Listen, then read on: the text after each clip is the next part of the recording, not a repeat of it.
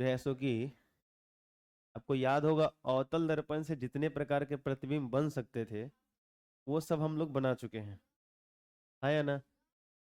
चलो एक छोटा सा, मैं आपको 5 से 10 मिनट का समय लगेगा, कुछ शॉर्टकट बनाना चाहता हूँ, दिखाना चाहता हूँ, ताकि उससे आपको क्या होगा, याद करने में सुविधा मिलेगी। आइए आइए, ध्यान से सुनोगे, आप लोग नहीं सुनोगे, सुनोगे। चलो देखना जरा, यहाँ पे ना इसका फिर बीच में वहीं कहीं सेंटर ले लेता हूँ, सेंटर ऑफ कर्वेचर ये होगा।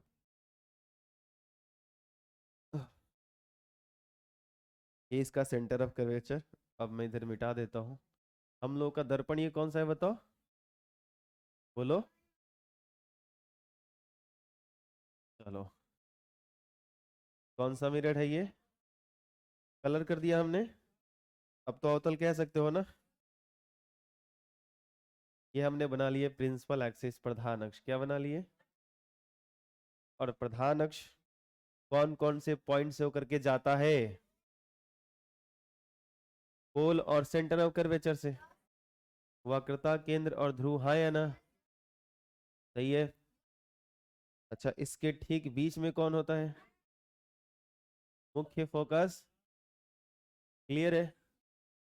ठीक, देखो प्रैक्टिस कैसे करते हैं, ध्यान से सुनना। मैं यहाँ पे क्या लिखता हूँ, अनंत, क्या लिखता हूँ, अनंत के बाद जो स्पेस आएगा वो अनंत और सी के बीच, हाँ या ना, अनंत और सी समझ जाओगे ना, वक्रता केंद्र के बीच। तीसरा जो है सी पर यानी चौथा सी एवं एफ के बीच, क्लियर है। अगला बताओ, मुख्य फोकस यानी एफ पर, ठीक है। अगला बताओ,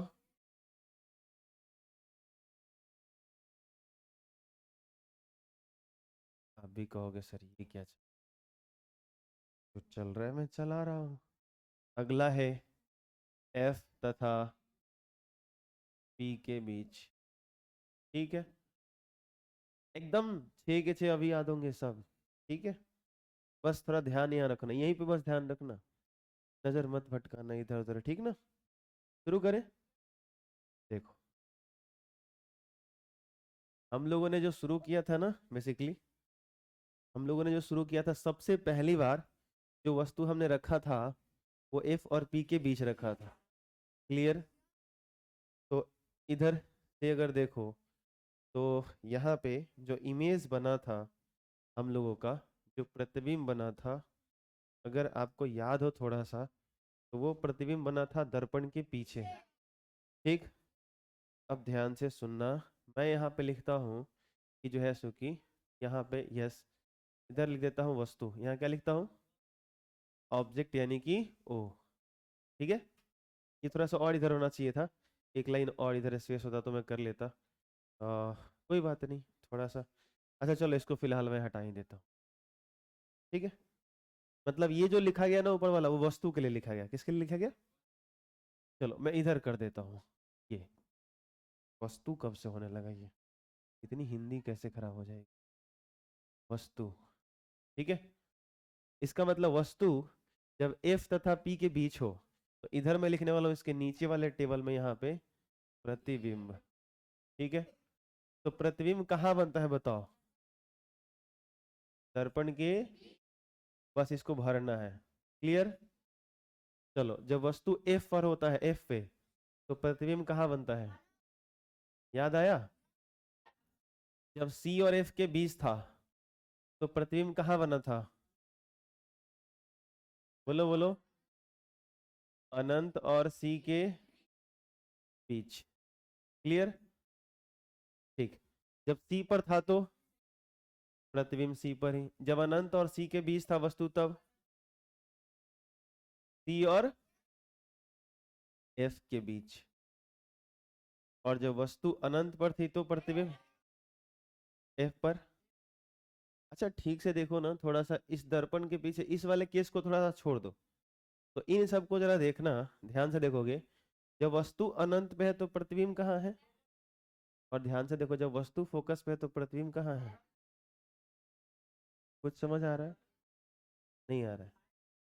देखो ध्यान से देखना, ये देखो, जब वस्तु अनंत और सी के बीच में, जब वस्तु, तो प्रतिबिंब सी और एफ के बीच में, जब वस्तु अनंत और सी के बीच में, तो प्रतिबिंब सी और, ठीक है, और जब वस्तु सी और एफ के बीच में, तो प्रतिबिंब अनंत और सी के बीच में। ये नहीं आया समझ? कोई दिक्कत?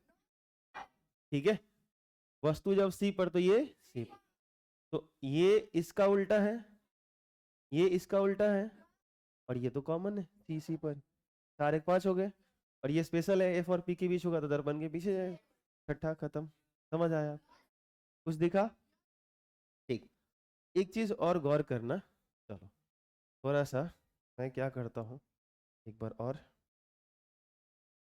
क्या करता हूँ, मेरे पास ना ये रहा अवतल दर्पण, ठीक है, थोड़ा सा मैंने बड़ा बनाया जानबूझ के, आपको जो चीज़ मुझे समझानी है ना, मैं बस वो समझना चाहता हूँ। तो इसका प्रधान अक्ष मैं काफ़ी बड़ा लेने वाला हूँ। ये रहा इसका प्रिंसिपल एक्सिस, ये रहा इसका पोल, ठीक है। आपको चीज़ें समझ में अच्छे से याद यहीं के यहीं हो जाए, मैं इसलिए कर रहा हूँ। यहाँ पे इसका मान लो सेंटर ऑफ कर्वेचर, और ठीक बीच में एफ, ठीक है। देखो याद रखना, वस्तु हम लोग सबसे पहले इसमें रखे थे, तो प्रतिबिंब इधर बना था, ठीक है। जब एफ पे रखे तो प्रतिबिंब कहाँ बना, इधर बना था, इन्फिनिटी पे। सुनो, अब एक चीज ऑब्जर्व करोगे, ध्यान से सुनना मैं क्या कहने जा रहा हूं। जब वस्तु आप यहां से फोकस पे लेके आए, कहाँ पे लेके आए, तो प्रतिबिंब कहाँ चला गया, जब इसके सी और एफ के बीच में वस्तु लेके आए थे इधर देखो, तो प्रतिबिंब इधर आ गया था, अनंत और सी के बीच में। जब वस्तु को और इधर लेके आए, तो ये प्रतिबिंब और इधर गया। जब वस्तु को और इधर लेके आए, तो प्रतिबिंब इसके बीच में आ गया, यानी और इधर गया। जब इसको इन्फिनिटी पे ले गए, तो ये फोकस पे आ गए। नहीं आ रहा समझ?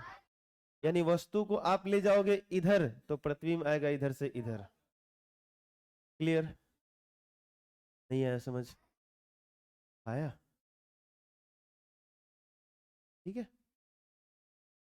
इसका उल्टा भी सोच सकते हो, कि जब वस्तु अनंत पे होती है वस्तु, तो प्रतिबिंब कहाँ बनता है, और वस्तु को इधर लेके आ जाओ, उधर से लेके आओ ऐसे, तो प्रतिबिंब कहाँ जाएगा।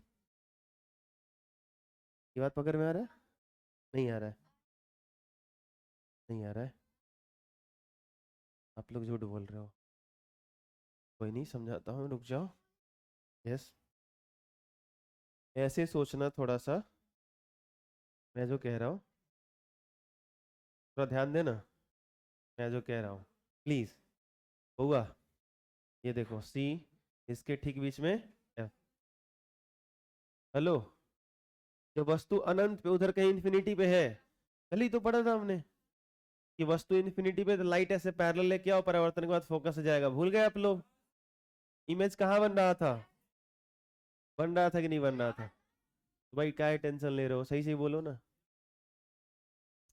जब वस्तु अनंत पे उधर, तो इमेज कहाँ था, फोकस पे था ना, पॉइंट साइज का था।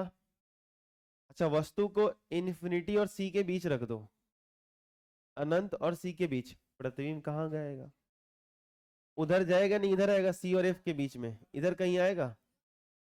समझ आ रहा है? मैं अभी साइज की बात नहीं कर रहा। क्लियर? जब वस्तु को उठा के सी पे लेके जाओ, ठीक, सी और एफ के बीच वस्तु को लेके जाओ, ऊपर वाला सब वस्तु है, नीचे वाला सब प्रतिबिंब है। जैसे सी और एफ के बीच लेके आओगे, ये वस्तु सी से खिसक जाएगा इधर, अनंत और सी के बीच आ जाएगा। जैसी वस्तु को एफ पे लेके जाओगे, प्रतिबिंब अनंत पे चला जाएगा, और जैसे इसके बीच में लेके आओगे, दर्पण के पीछे चला जाएगा। समझ आ रहा है? नहीं आ रहा है? कोई दिक्कत? तो आपको ना थोड़ा सा ये दिमाग में रखना है, कि जो प्लेसेस होते हैं ना, जो स्थान होता है, एक होता है इन्फिनिटी, ऐसे दिमाग में रख सकते हो। मैं बस प्रैक्टिस कर रहा हूँ कि याद हो जाए आपको। स्थान क्या क्या होता है? मान लो वो पॉइंट इन्फिनिटी को इंडिकेट करता है, अनंत को दर्शा रहा है, वो बिंदु बहुत दूर है, अनंत पे है। ये पॉइंट मान लो सी को दर्शा रहा है, क्या बोलो? ये पॉइंट मान लो एफ को दर्शा रहा है, और ये पॉइंट मान लो पी। तो अनंत, सी, एफ, पी। क्लियर? कोई दिक्कत? तो ये प्रैक्टिस ऐसे करना कि जब इन्फिनिटी पे तो इमेज कहाँ? क्लियर? वस्तु यहाँ पे तो इमेज यहाँ पे। क्लियर? अच्छा, अगर इसके बीच में वस्तु, इन दोनों के बीच में, तो प्रतिबिंब इन दोनों के बीच में। जब वस्तु यहाँ पे तो प्रतिबिंब यहीं पे, और जब वस्तु यहाँ पे तो प्रतिबिंब यहाँ पे। अब कुछ करना ही नहीं है, हो गया ना, दो ही लाइन ड्रॉ करने थे। और जब वस्तु यहाँ पे तो प्रतिबिंब यहाँ पे। नहीं समझे आप? नहीं समझे? ज्यादा लाइन नहीं ड्रॉ करना, दो ही लाइन। जब वस्तु इन्फिनिटी पे तो प्रतिबिंब, अब फोकस है वस्तु तो इन्फिनिटी पे इमेज, एक लाइन में तो दो खत्म। और जब वस्तु अनंत और सी के बीच में तो प्रतिबिंब सी और एफ के बीच में, और जब वस्तु सी और एफ के बीच में तो प्रतिबिंब अनंत और सी के बीच में। अरे अब भाई जब वस्तु सी पर तो प्रतिबिंब भी सी पर, तो दो दो चार एक पांच हुआ ना। और छठा एफ और पी के बीच में तो ये दर्पण के पीछे जाएगा ना, है ना? बोलो, इसका इमेज तो दर्पण के पीछे चला जाएगा, याद हो जाएगा। भारी है क्या? कोई दिक्कत? देखो ऐसे बोलते हैं, आकार कैसे डिसाइड करते हैं। तो अगर इमेज, फिर से पहला पॉइंट कौन सा था बताओ? अनंत। दूसरा बताओ? तीसरा? चौथा? कोई दिक्कत? देखो ऐसे बोलेंगे, जब वस्तु फोकस में बनेगा तो सबसे छोटा बनता है, और जैसे जैसे, सॉरी वस्तु बोला क्या मैंने? Image, image. जब प्रतिबिंब फोकस में बनता है तो सबसे छोटा बनता है, बहुत छोटा, मतलब ठीक है, हर केस से छोटा बनता है। लेकिन इसके बाद क्या होता है कि जैसे जैसे प्रतिबिंब यहाँ बना, तो एक प्रतिबिंब यहाँ बन रहा है, फिर इसके बीच भी बन रहा है, यहाँ भी बन रहा है, यहाँ पे, फिर इसके बीच भी बन रहा है, फिर इसके बीच। जैसे जैसे ये प्रतिबिंब इधर जाएगा ना, वैसे वैसे उसका आकार बढ़ते जाता है। ठीक है, ध्यान रखना। प्रतिबिंब का आकार सबसे छोटा कहाँ होगा? एफ पर। तो एफ पर प्रतिबिंब बनता कब है? जब वस्तु अनंत पर होती है। क्लियर? तो जब वस्तु अनंत पे होती है तो उस टाइम इमेज सबसे छोटा बनता है। उसके बाद कहोगे छोटा, उसके बाद बराबर, उसके बाद बड़ा, उसके बाद बहुत बड़ा। देखो, सबसे छोटा, फिर बोलोगे छोटा, बराबर, बड़ा। ये वाला तो स्पेशल है, इसको छोड़ दो ना। एफ और पी के बीच दर्पण के पीछे जाएगा, काल्पनिक होगा, सीधा होगा, आकार में वस्तु से बड़ा ही होता है या ना? मैं बस इधर पांच वाले बोल रहा हूँ, समझ में आ रही बात? ठीक है, ये ध्यान रखना। बस ये चीज आप एक दो बार सही से रिवाइज कर लोगे, बना लोगे अपने हाथ से ना, और दिमाग चलने लगेगा कि जो ऐसा कि यहाँ पे वस्तु होगा तो प्रतिबिंब यहाँ पर कैसे बोलना है, फिर आपको सारी चीज याद हो जाएंगी। ठीक है, चलो। तो ये था अवतल का ये सारा कंडीशन, और ये जो है सो कि याद करने का एक अच्छा तरीका है। ऐसे टेबल आप खुद से बनाना ही है, ठीक है, बना सकते हो। अरे ये सब कुछ आपके कॉपी में ऑलरेडी लिखा हुआ है, कल आपने यही तो लिखा है। बस मैं उन सब में से थोड़ा थोड़ा काट काट के निकाल दिया कि वस्तु अनंत पे होती है, तो बहुत सारा लैंग्वेज छोड़ के मैंने सीधे लिख दिया क्या? अनंत। तो इमेज कहाँ बनेगा? यहाँ बता रहा नहीं ये कि ऊपर वाला वस्तु की स्थिति है और नीचे वाले प्रतिबिंब की स्थिति है। ठीक, तो अगर प्रतिबिंब एफ पर होता है तो क्या होता है? बहुत छोटा। क्या होता है? इसके लिए बोलेंगे बहुत छोटा, इसके लिए क्या बोलेंगे? इसके लिए अगला वाला बड़ा, उसके बाद बहुत बड़ा, सबसे बड़ा, है ना? बोलो, यही तो दर्पण के पीछे जाएगा तो बड़ा ही होता है, वस्तु से बड़ा। आ रहा समझ में? कोई दिक्कत? तो ऐसे टेबल खुद से बनाना आप। तो अब जो है सो कि हम लोगों ने बना लिए हैं, अवतल वाला खत्म कर लिए। ठीक है, तो अवतल दर्पण से जो प्रतिबिंब बनते हैं वो 6 स्थितियों में बनते हैं, 6 सिचुएशंस होते हैं उसके, और वो हमने कंप्लीट कर लिए। उत्तल से 2 बनते हैं। कितने बनते हैं? 2 ही क्यों होते हैं, ये भी थोड़ा सा क्लियर हो जाना चाहिए हम लोगों को। पहले देखो इसमें क्या है थोड़ा सा। When an object placed at infinity Then the image is formed a principal focus at principal focus की लगा लेना है of convex mirror. Here nature of image is erect, virtual and the size of image is very smaller than the object. ठीक समझना बात यहाँ पे क्या है चलो ठीक है अच्छा है मैंने यहाँ पे जगह छोड़ रखा है इस बार हम लोगों को कौन सा मिरर लेना है बताओ ये उत्तल है कि नहीं है ठीक इसका प्रिंसिपल एक्सिस चाहिए मेरे को प्रधान अक्ष चाहिए तो चलो ये रहा हमारा प्रधान अक्ष प्रिंसिपल एक्सिस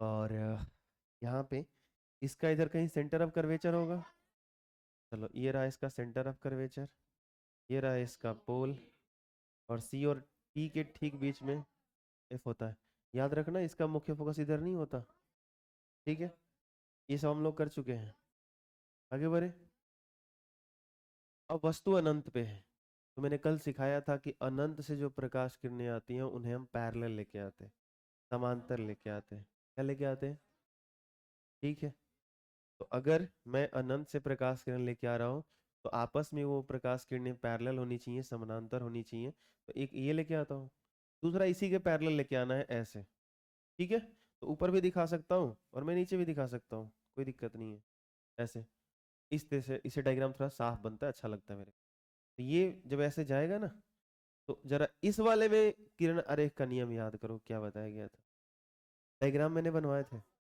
कि जब प्रधान अक्ष के समानांतर कोई प्रकाश किरणें आपतित होती हैं तो उत्तल दर्पण में होता है कि ये मुख्य फोकस से आती हुई प्रतीत होती है इधर तो रंग दिया हमने तो इसमें ऐसा नहीं हुआ कि प्रधान अक्ष के समानांतर ही तो मुख्य फोकस से गुजरती है इसमें ऐसा नहीं होता आप सुन रहे हैं नहीं सुन रहे हम मोदी जी हैं सुनिए ध्यान से सुनिए ये जो प्रकाश किरणें हैं प्रधान अक्ष के समानांतर जा रही जब इनका रिफ्लेक्शन होगा ना तो ऐसा लगेगा कि ये फोकस से आ रही हैं तो इधर मैं डार्क नहीं दिखा सकता उधर मुझे करने पड़ेंगे डॉटेड ऐसे आई बात समझ में ये कुछ ऐसे ऐसा लगेगा फोकस ये चल के प्रकाश किरणें आ रही हैं और ये ऐसे चली जाएंगी आई बात समझ ये जो प्रकाश किरणें ये प्रधान अक्ष के समानांतर हैं आपस में भी समानांतर थी और प्रिंसिपल एक्सिस के भी पैरेलल है ये जो है सो कि ऐसे चली जाएंगी और ऐसा लगेगा कि कहाँ से जा रही हैं फोकस तो यहाँ पे आपको एक पॉइंट मिलेगा जहां से दोनों प्रकाश किरणें निकलती हुई प्रतीत हो रही हैं और ऐसे केस में आपको बताया गया कि इस पॉइंट को हम कहते हैं काल्पनिक प्रतिबिंब आना बोलो कोई दिक्कत तो बना कि नहीं बना भैया इसका आकार बताओगे पॉइंट साइज देखो बिंदु साइज का है ठीक है तो अगर हमसे पूछा जाए कि उत्तल दर्पण के सामने अगर वस्तु अगर अनंत पे रख दो इन्फिनिटी पे रख दो ठीक है अच्छा अनंत को लेके ना बार बार जो है सो कि क्या बोलते हैं सच में सूरज और चंद्रमा मत चले जाना इन्फिनिटी का हमेशा ये मतलब नहीं होता है ठीक इन्फिनिटी समझने वाली चीज़ें थोड़ी सी समझ के भी नहीं समझ सकते हैं कभी कभी ऐसा लगता है लेकिन आपको थोड़ा बहुत मैं ज्ञान देता हूँ अनंत के विषय में जैसे मैं आपसे पूछूं कि आप लोगों से जो है सो कि किसी एक राहुल को मैंने खड़ा किया और पूछा राहुल से मेरी दूरी कितनी है आप लोग झट से बता देंगे सर 10 मीटर होगा 5 मीटर होगा कुछ ऐसा बोल देंगे डेटा आया ना अब एक बात समझो यहाँ पे ऐसा क्या है ना समझने वाली क्या बात है कि अब बाहर अब एक आदमी गए राहुल को का ही भाई है कोई छोटा सा वो दूसरे क्लास में पढ़ता है तो उससे अब जाके पूछ रहे हो आप शंभू सर को जानते हो बोले है ना भूख लाल भाटवा की ना वो अपना अलग ही गुण गा रहा है उसका अलग मैटर है मतलब वो अपने टेंशन में है वो नहीं जानता है कौन है तो उससे जो मेरी दूरी है ना भाई अनंत है अब बात समझो हो सकता है आपका पड़ोसी या कोई भी जिसे आपका कोई जान पहचान ना हो कोई आपको मिला ही नहीं हो तो बात तो बराबर है ना ये थोड़ा सा साहित्यिक टाइप का हो गया लिटरेचर टाइप का हो गया लेकिन समझने वाली बात ये है कि जैसे आपसे घर आपके घर से 10 किलोमीटर दूर वाला आदमी जो आपके मुसीबत में काम आ जाए वो आपके करीब है मैं क्या कहना चाहता हूँ समझो वो नजदीक है और आपसे 100 मीटर की दूरी पर आपके मुसीबत में काम नहीं आने वाला, वो उसकी दूरी आपसे अनंत है। ये बात आपको समझ आती है? तो ये चीज जो है ना, थोड़ा सा जब इन्फिनिटी कहा जाए, तो आप रियल लाइफ में जब मिरर लोगे ना, ऐसा मिरर लोगे, इस तरह का दर्पण लोगे, तो इसके लिए इन्फिनिटी आपको नहीं जाना है। ठीक है? जैसे मैंने यहाँ पे एक चार्ज लिया, सोचना फिजिक्स में ही बात कर रहे हैं हम लोग। जैसे मैंने बोला कि मेरे पास एक मैग्नेट है, चुंबक आप अच्छा समझोगे, चार्ज छोड़ दो। मैग्नेट चुंबक देखा आपने? मैग्नेट, तो जो मैग्नेट आपने देखा है वो क्या करता है, लोहे को खींचता है। तो वो क्यों खींचता है? क्योंकि उसके आसपास मैग्नेटिक फील्ड होती है। सही बात समझ में? जिसको हिंदी में चुंबकीय क्षेत्र कहते हैं। जैसे कुत्ता होता है ना, तो कुत्ता क्या होता है, उसका अपना वो रस्सी बांध दोगे तो वो क्षेत्र गोल बना लेता है, और उसी में वो झाँव झाँव करता है। जैसे ही उसमें तुम प्रवेश करोगे काट लेगा। जितना करीब जाओगे उतना ही भयंकर प्रभावित करेगा।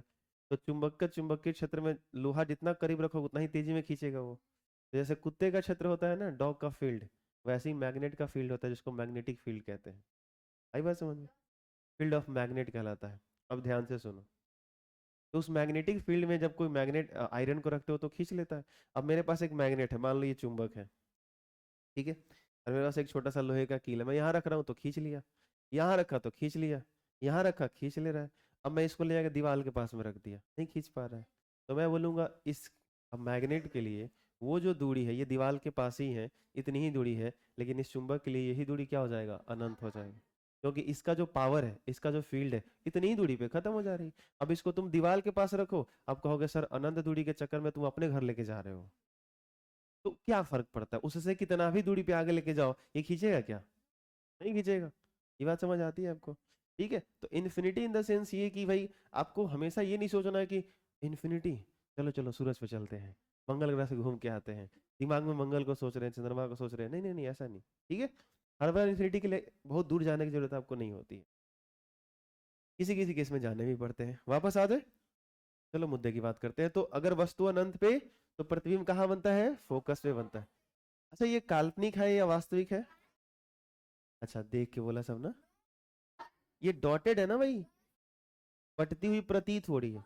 जब कहीं से सच में लाइट निकल रही नहीं रहा हो, वो निकलता हुआ प्रतीत हो रहा हो, जैसे समतल दर्पण के सामने टॉर्च जलाते हो, तो दर्पण के पीछे भी लगता है ना कोई टॉर्च जल रहा है, एक्चुअली उसको ऐसे ही दिखा सकते हो।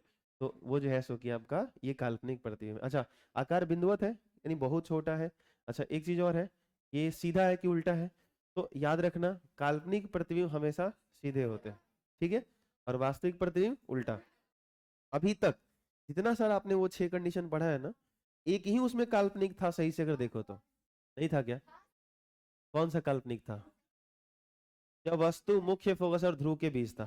अरे स्पेशल कंडीशन एफ और पी के बीच, पहला वाला इधर वाला, याद आया? उसी का जब इमेज बन रहा था दर्पण के पीछे तो वो वर्चुअल था, काल्पनिक था, सिर्फ एक ही कंडीशन था वो। ये तो बाकी सारे कंडीशन में क्या था बताओ, बोलो, रियल था। नहीं है समझ में? हाँ, कुछ लोग क्लास में ज्यादा ही मजा ले रहे हैं।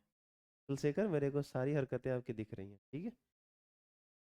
तो आगे बढ़े। हाँ चलो, तो ये जो चीज है ना, वापस आते हैं हम लोगों का, तो ये काल्पनिक है। और काल्पनिक जो होता है वो सीधा होता है, क्या होता है? तो काल्पनिक सीधा और आकार में वस्तु से बहुत ही छोटा। काल्पनिक सीधा और आकार में वस्तु से बहुत ही, क्लियर? वस्तु कहाँ है बताओ? ये दर्पण कौन सा है? इमेज कहाँ बना, दर्पण के आगे के पीछे? हाँ हाँ, ये दर्पण के पीछे ही है। ये नहीं कि इधर सही से मुड़ा था, ये आगे है। अरे दर्पण का आगे वो होता है जिससे रंगा नहीं होता है, समझा कि नहीं समझा? ठीक है, कोई दिक्कत? तो पहले ये हो गया। अभी जो है सो कि ध्यान से सुनो।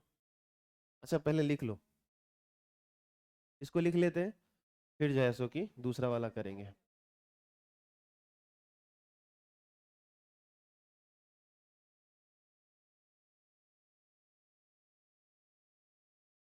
जब वस्तु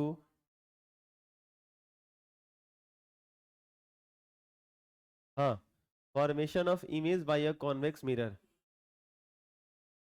इसका हेडिंग आप हिंदी में लिख सकते हो, उत्तल दर्पण द्वारा प्रतिबिंब का निर्माण। उत्तल दर्पण द्वारा प्रतिबिंब का निर्माण। अब लिख सकते हो यहां से पहला 1 नंबर आप लोग अपना। जब वस्तु अनंत पर होती है तो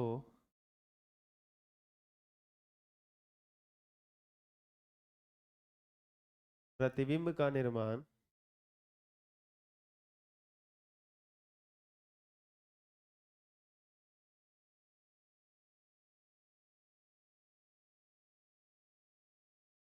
मुख्य फोकस पर होता है।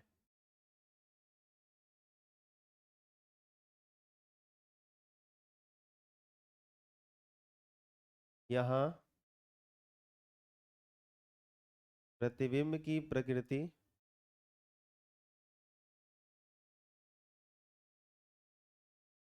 यहाँ प्रतिबिंब की प्रकृति काल्पनिक सीधा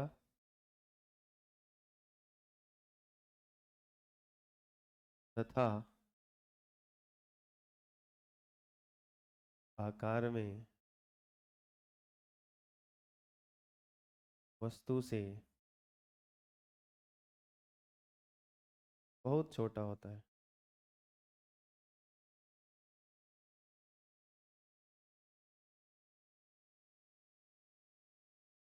चलो ये पहले नोट करो आप, फिर डायग्राम बनाना, मैं सामने कर दूंगा। चलो चलो दूसरा वाला क्या कह रहा है? When the object placed between pole and infinity. ध्यान से सुनना। अब एक चीज आप सोच सकते हो ना कि जो उत्तल दर्पण होता है क्या होता है, बोलो।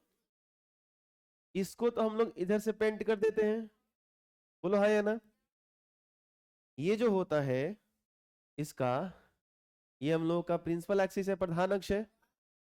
ध्यान से सुनना, ये इसका प्रिंसिपल एक्सिस यानी प्रधान अक्ष। क्लियर? अब इसके साथ एक प्रॉब्लम क्या है ना कि इसका जो है, ध्यान से देखो, ये वाला पॉइंट क्या है, पोल। ट्रू।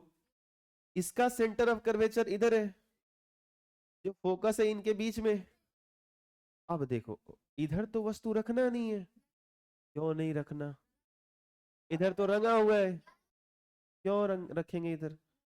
ठीक है। अच्छा एक और बात है, आपको थोड़ा सा इस बात का एहसास हो जाए, मैं एग्जांपल दे देता हूँ। कई लोगों को ये समझ में आ रहा हो ना कि इसे कहाँ दर्पण होता है, मिरर कहाँ होता है, देखने को मिलता ही नहीं है।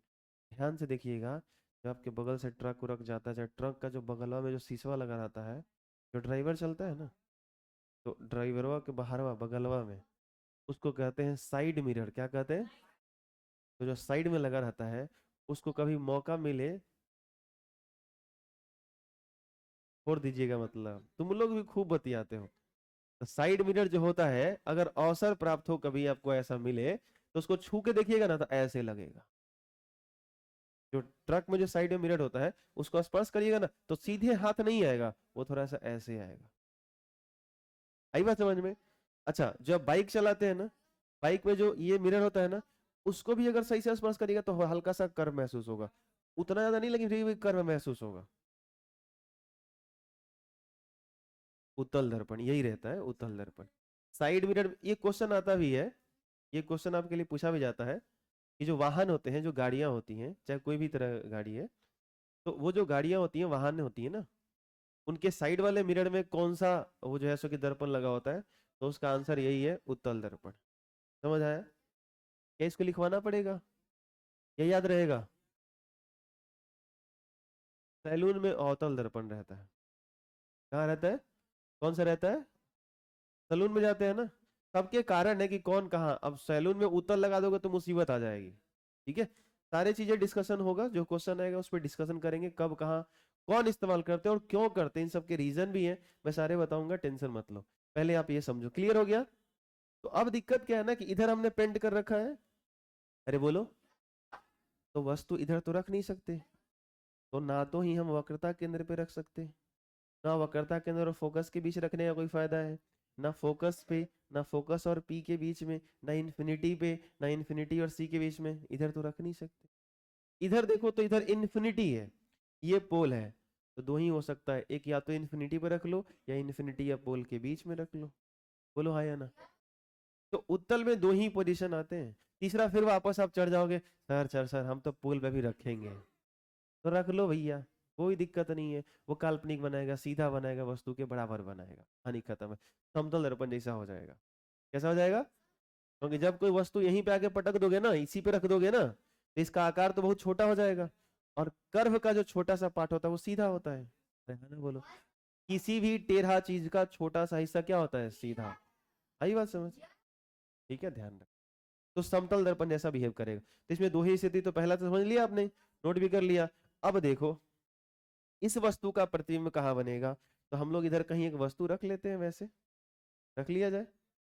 चलो, ये एक वस्तु हो गई, ऑब्जेक्ट हो गई, ठीक ना। और इसका इमेज बनाना है, तो किरण आरेख के नियम 4 पढ़े थे, चारों में से कोई 2 लगा लो, बस यही दिमाग में रखना है। और किसी एक पॉइंट को पहले चुन लो, तो चलो इसके टॉप वाले पॉइंट को चुन ले, ठीक। और यहां से एक प्रकाश किरण में प्रधान अक्ष के समानांतर ले जाता हूं। अगर ये समानांतर जाएगा तो परावर्तन के बाद जल्दी से बोलो क्या होगा? ये मुख्य फोकस से जाएगा, सारे लोग गलत हो गए। इधर रंगा हुआ है, ये इधर चला जाएगा, ऐसे जाएगा, ऐसा लगेगा कि ये कहां से आ रहा है। तो थोड़ा होश में रहिए आप लोग, कुछ भी बोल दे रहे हैं आप लोग। अभी तो सही सही पढ़ा दिया ना सब, तो प्लीज ध्यान रख के बोलो ना, कुछ भी क्यों बोल दे रहे हो। तो जब प्रधान अक्ष के समानांतर ये प्रकाश किरण गई तो परावर्तन के बाद ऐसा लगेगा कि मुख्य फोकस से आ रहा। क्लियर? चलो, अब क्या करना है, किसी पॉइंट से एक और प्रकाश किरण लेके जाओ। तो मैं क्या करता हूं, आसानी के लिए, बहुत अच्छा लगेगा अगर पोल पे ही भेज दो। तो हमने क्या पढ़ा है कि जितना कोण ये प्रधान अक्ष से यहाँ बनाएगा उतना ही कोण बना के ये ऐसे लौटेगा, है ना बोलो। अब इसको पीछे इधर बढ़ाना पड़ेगा, ये कहीं इधर से आता हुआ प्रतीत हो रहा है। ध्यान से देखो तो, एक ऐसा पॉइंट यहां दिख रहा है क्या? बोलो हाँ या ना। जहां से ये दोनों प्रकाश किरणें बढ़ती हुई प्रतीत हो रही हैं, फैलती हुई प्रतीत हो रही हैं, इसका मतलब है कि इस पॉइंट का इमेज ये है। समझ आया? अगर इसके नीचे वाले पॉइंट से 2 प्रकाश किरण ऐसे ही निकालोगे तो उसका इमेज यहां बनेगा, यहां लोगे तो फिर यहां बनेगा, फिर यहां लोगे तो इधर बनेगा। यानी इसका मत्था ऊपर, इसका भी मत्था ऊपर, तो सीधा बना कि उल्टा बना? सीधा बना। समझ आया? तो यहाँ जो ये प्रतिबिंब बनता है ना, यहाँ जो ये प्रतिबिंब बनता है ना, वो कैसा बनता है बताओ? बोलो। ये फिर कहीं बैठ गया, क्या बनता है बोलो? तो यहाँ एक इमेज बनेगा, सुन रहे हो? यहाँ पे ये एक इमेज बनेगा और ये सीधा बनेगा। तो ज्यादा ही परेशान कर रहे हो वो मक्खी। ध्यान से देखो तो, उससे छोटा बना कि बड़ा बना? छोटा है, काल्पनिक है और सीधा है। काल्पनिक, सीधा और वस्तु से छोटा। क्लियर? अब देखो, आपसे सवाल पूछे जाएंगे, ध्यान से सुनना। मैं आपसे सवाल पूछता हूं कि मेरे को जो प्रतिबिंब चाहिए काल्पनिक चाहिए, ध्यान से सुनना, काल्पनिक चाहिए और आकार में वस्तु के बराबर चाहिए, मुझे कौन से दर्पण का प्रयोग करना चाहिए? Answer, your answer is wrong. Very good, अभी एक बच्चे ने सही बोला, किसी ने समतल। समतल दर्पण वस्तु के आकार के बराबर काल्पनिक प्रतिबिंब बनाता है, हाँ या ना? मैंने पूछा मुझे चाहिए प्रतिबिंब काल्पनिक, आकार में बराबर, दर्पण कौन सा बताओ? समतल। मैंने आपसे पूछा मुझे प्रतिबिंब चाहिए काल्पनिक, क्या चाहिए बोलो? और आकार में मैं कहता हूं वस्तु से मेरे को चाहिए बड़ा, बताओ दर्पण कौन सा चाहिए? अवतल। इस बार आप सभी लोग सही, अभी पढ़ के आए कल। मैंने आपसे पूछा काल्पनिक मेरे को प्रतिबिंब चाहिए, प्रतिबिंब चाहिए काल्पनिक, आकार में चाहिए वस्तु से छोटा, कौन से दर्पण का प्रयोग करना चाहिए? उत्तल दर्पण का प्रयोग करना। समझ आया? तो अगला सवाल, काल्पनिक प्रतिबिंब प्राप्त करने के लिए किस दर्पण का प्रयोग करना चाहिए? आंसर है तीनों। काल्पनिक तीनों बना सकते हैं, अरे हाँ ना बोलो। लेकिन जब काल्पनिक चाहिए और वस्तु से बड़ा चाहिए तो अवतल, काल्पनिक चाहिए वस्तु के बराबर प्रतिबिंब चाहिए तो समतल, काल्पनिक चाहिए और वस्तु के आकार से छोटा प्रतिबिंब चाहिए तो उत्तल। क्लियर हो गया? नहीं समझ आ रहा है? कोई दिक्कत? बोलो हाँ या ना। समझ में आया? इसको बोलते हैं पढ़ाई। क्या बोलते हैं? हाँ, तो चलो नोट करना। हाँ, लिखाई, बिल्कुल पढ़ाई लिखाई। लिखना, जब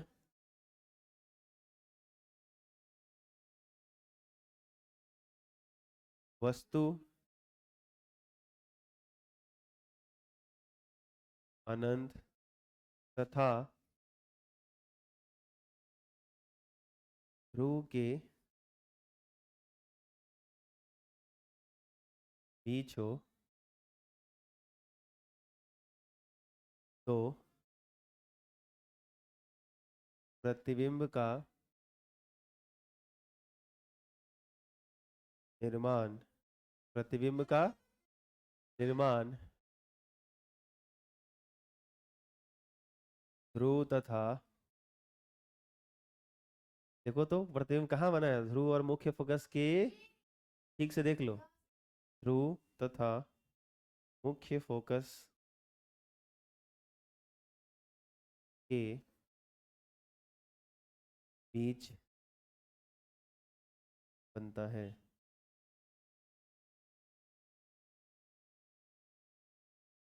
यहाँ प्रतिबिंब की प्रकृति, इधर लिख दूं साइड में, आगे जगह है क्या? हाँ है। अच्छा इतना कर लो फिर लिख देता हूँ मैं। लिखना, फिर लिख लो। यहाँ मतलब इसमें, इस परिस्थिति में यहाँ प्रतिबिंब की प्रकृति, बिल्कुल एकदम बोलते जाओ, सही बोल रहे हो आप लोग, काल्पनिक सीधा तथा आकार में वस्तु से छोटा होता है, वस्तु से छोटा होता है।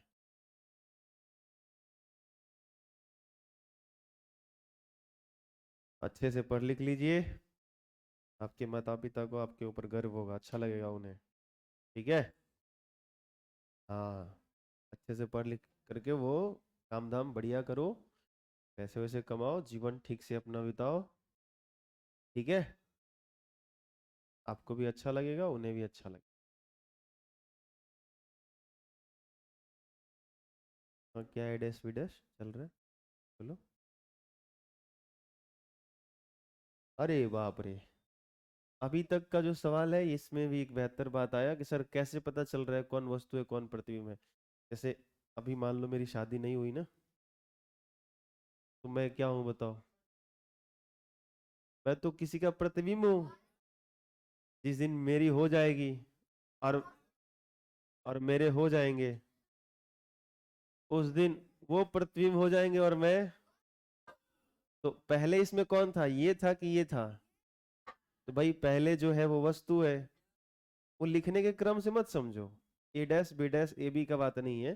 दर्पण के सामने हमने इसको रखा, परावर्तन हुआ कि शादी ब्याह हुई, उसके बाद ये आया अस्तित्व में, इसके बाद ये आया। ठीक, समझ आया? तो ये प्रतिबिंब है और ये वस्तु है। इसमें यहाँ प्रतिबिंब है, इन्फिनिटी पे वस्तु है, इसलिए दिखाई नहीं दे रहा है। समझ आ रही है बात? तो अगर लिखना चाहो तो लिख भी सकते हो, ये वस्तु है और ये क्या है? अच्छा काल्पनिक लिख लेना यहाँ पे, काल्पनिक है, वर्चुअल है। और क्या, हाँ अगर दिखाना चाहते हो तो इसका पूरा जो है नाम ऐसे लिख सकते हो ए बी, और इसको बोलना चाहते हो तो बोल दो ए डैश बी डैश, या इसको पी क्यू बोलोगे तो ये पी डैश क्यू डैश, ऐसे करके चलेगा। समझ आया? यही करते हैं। और कोई सवाल? तो जो सवाल पूछने होते हैं तो मेरे से क्यों नहीं पूछा तुमने, ये बात ये तो मैंने इत्तेफाक से सुन लिया। आप लोगों को ऐसा क्यों लगता है कि मैं जो सवाल पूछूंगा इससे शर्मिंदा होना पड़ेगा, या जो है सो कि मतलब क्यों ऐसा करते हैं आप लोग? जो सवाल आते हैं ना आपके दिमाग में वो पूछने चाहिए, ठीक है। चलो आगे बढ़े, उससे होगा और अभी आपको क्लैरिटी आएगी, कॉन्फिडेंस आएगा। आगे बढ़े, देखो अगला, देखना जरा हेडिंग क्या है, मिरर फॉर्मूला, दर्पण सूत्र, ठीक है। इसको तो हम लोग साबित करेंगे, हेडिंग मत लगाओ बेटा हड़बड़ी में। इसका फॉर्मूला बस याद करके आना, प्रूफ मैं करके बाद में बताऊंगा। 1/f बराबर 1/v प्लस 1/u, क्या है बोलो, याद हो जाएगा। 1/f बराबर 1/v प्लस 1/, कोई दिक्कत? अब आपसे कोई पूछे इसमें कि f स्मॉल क्या है, तो ये पहले भी आपको बताए हैं, फिर से बता दे रहे हैं, फोकस दूरी, ये फोकल लेंथ है। कोई पूछे v क्या है, तो लिखोगे प्रतिबिंब की दूरी, क्या लिखोगे, चलेगा। अब u समझदार हो, वस्तु की, ठीक है, सुनो सुनो सुनते जाओ, आराम आराम से सुनो। 1/f बराबर 1/v प्लस 1/, ठीक है। इसको ऐसे भी लिख के प्रैक्टिस करना, उसको इधर लिख देना, 1/v प्लस 1/u बराबर 1/f, ऐसे ऐसे भी बोलना, ऐसे भी बोलना, बता रहा हूँ क्यों। मैं जो बोलता हूँ ना उसके रीजन होते हैं, कारण होते हैं, और आपको बड़ा हेल्प करेगा। दोनों तरफ से बोलना, ठीक है। जब मैं पूछूं कि 1/f बराबर क्या, तो क्या बोलोगे,